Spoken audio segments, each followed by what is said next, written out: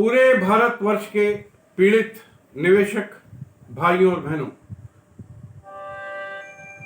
जिनका रुपया अनेक फर्जी कंपनियों जैसे कि Sahara, Alchemist, Prism, Anant Nidhi, PN Skyline real estate, PACL,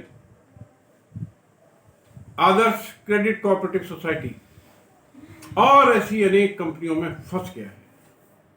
मैं Ajay Tandon, advocate supreme court, राष्ट्रीय अध्यक्ष ईमानदार भारतीय पार्टी, आज मैं आपसे इस बारे में कुछ जरूरी विचार शेयर करना चाहता हूं, और वो ये कि आप सभी लोग अपने अपने फंसे हुए निवेश में कंपनी के एजेंट्स को दोषी मानते हैं, और ऐसा मानकर आप लोग एजेंट्स के साथ आए दिन दुर्व्यवहार करते हैं, उनका अपमान करते हैं और अनेक मामलों में दबाव बनाकर एजेंट से अपने निवेश की राशि भी ले लेते हैं। इस पर मेरे निवेशक भाइयों और बहनों, पहली बात तो ये कि मैं आप सभी की पीड़ा को अच्छी तरह समझता हूं, और मैं काफी समय से 15 से 18 घंटे रोज आप लोगों को पैसा दिलवाने के लिए कड़ी से कड़ी मेहनत कर रहा हूं और पूरी ईमानदारी से प्रयास कर रहा हूं। निचली अदालत से लेकर सर्वोच्च न्यायालय तक, थानों से लेकर प्रधानमंत्री तक मैं 1 लाख से अधिक याचिकाएं भेज चुका हूं। बहनों और भाइयों, अनेक लोगों को जेल भिजवा चुका हूं।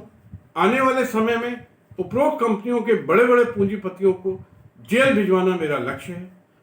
कुछ निवेशकों को भुगतान भी करा चुका हूं। आने वाले समय में भारत के सभी निवेशकों को, चाहे वो उपरोक्त कंपनियों के हों अथवा अन्य किसी कंपनी के हों, ब्याज सहित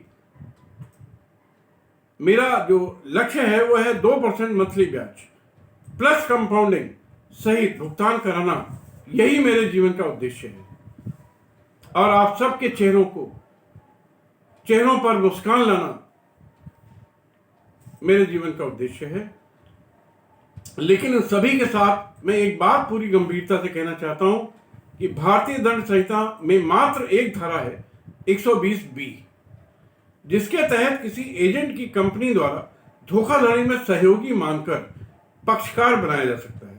लेकिन इस धारा में एक महत्वपूर्ण तथ्य यह है कि ऐसे किसी भी मामले में फर्जी कंपनी का एजेंट के साथ लिखित अनुबंध होना आवश्यक है, जैसा कि उपरोक्त धारा में भी वर्णित है, और जैसा कि इस धारा के अंतर्गत काफी विवाद हुए और मामले सर्वोच्च न्यायालय तक गए, और अनेक निर्णय माननीय सर्वोच्च न्यायालय ने स्पष्ट व्यवस्था दी है कि ट्रांसपेरेंसी या षड्यंत्र तभी माना जाएगा जब दो पक्षों में लिखित अनुबंध हो, जो कि उपरोक्त कंपनियों में से किसी ने भी एजेंट के साथ नहीं किया है। इसलिए भाइयों और बहनों, आपके निवेश के संबंध में किसी भी एजेंट का अपराध कभी भी साबित नहीं हो सकता है, और ना ही एजेंट का कोई अपराध है भी। बल्कि अनेक मामलों में और ज्यादातर मामलों में आप ही की तरह एजेंट द्वारा भी कंपनियों में निवेश किया गया है, और वो भी पीड़ित निवेशक हैं। निवेशक कानून की दृष्टि में उपरोक्त कंपनियों के मामलों में सिर्फ और सिर्फ एक परिचयकर्ता के रूप में रहे हैं ऐसे एजेंट्स, जिन्होंने आपको कंपनी से मिलवाने का मात्र कार्य किया है। इसके लिए उन्हें कोई भी विशेष लाभ भी नहीं हुआ, और मात्र मिलवाने वाले को अपराधी नहीं कहा जा सकता। एक बात और समझें कि यदि निवेशकों के दबाव से या भ्रष्टाचार के कारण पुलिस किसी एजेंट के विरुद्ध मुकदमा लिखती है, तो ऐसे पुलिस अधिकारी के विरुद्ध धारा 166 सपठित 182 में मुकदमा कायम हो सकता है। उसकी आपराधिक शिकायत भी हो सकती है, और उस पुलिस अधिकारी की नौकरी जा सकती है। और ऐसी कार्रवाई मुझे कुछ मामलों में करनी भी पड़ी है, और मुझे ऐसा दबाव बनाने वाले निवेशकों को भी पक्षकार बनाना पड़ा है।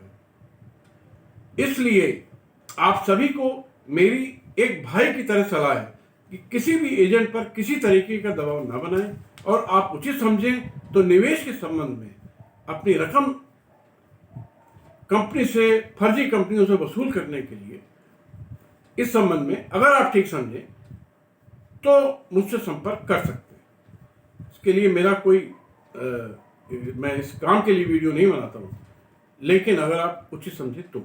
इस संबंध में मैंने एक विस्तृत याचिका माननीय गृह मंत्री भारत सरकार, भारत के सभी राज्यों के मुख्यमंत्रियों को भेजी है, जिसकी प्रति मैं अपने वीडियो में डाल रहा हूं।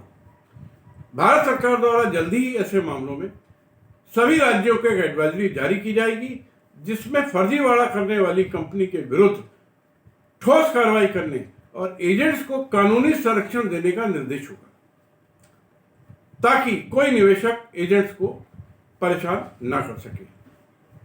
और निर्देश होगा कि कोई भी पुलिस अधिकारी किसी निवेशक के कहने से किसी भी एजेंट के विरुद्ध कोई कार्रवाई न करे, और जो भी कार्रवाई करनी है वो कंपनी के विरुद्ध करे, कंपनी के निदेशकों के विरुद्ध करे। इसलिए मेरा आप सब भाइयों और बहनों से एक ही आग्रह है कि धैर्य बनाए रखें, संघर्ष करें और मुझे इस आंदोलन में सहयोग करें। तो मैं आपको वादा करता हूं कि जल्दी से जल्दी आप सबका पैसा आपके बैंक खातों में होगा। धन्यवाद। जय हिंद, जय मां भारती।